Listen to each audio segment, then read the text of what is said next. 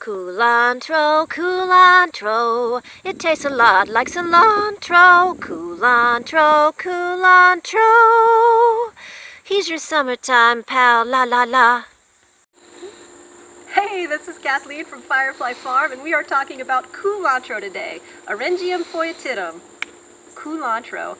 And it is a fantastic plant that grows in the summer down here when you cannot grow cilantro. The taste is pretty much identical to cilantro, and you can use it in anything that you would use cilantro in. Burritos, salsa, tacos, enchiladas, Thai coconut soup. As you know, if you try to grow cilantro down here in the summer, it's going to be a race to see whether it decides to bolt or die, and that is not a fun game to play. So instead, grow culantro. It grows in the shade. That's it. It loves the shade. It loves well-draining soil. It can't stand wet feet like many of our plant friends. It will die.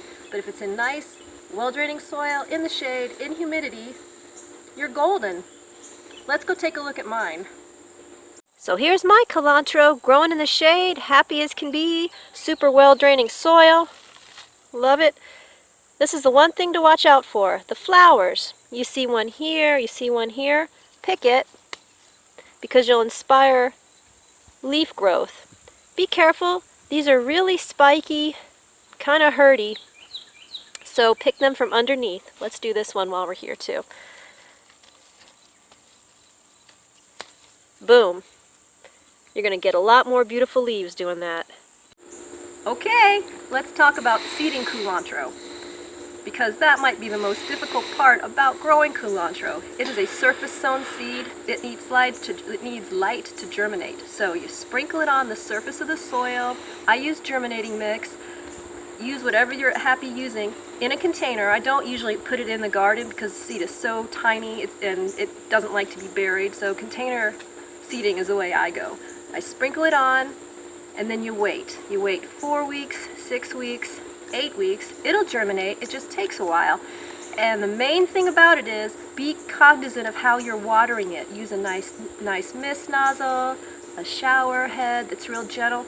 Do not spray it with a fire hose because you'll dislodge the seed. It'll jump out of the container and won't make it. So nice, gentle watering and patience. And that's it. And here are two seed sources that I love, Viable Kitchen Seeds and Gonzalez Agro Gardens. Both of these are excellent culantro seed sources.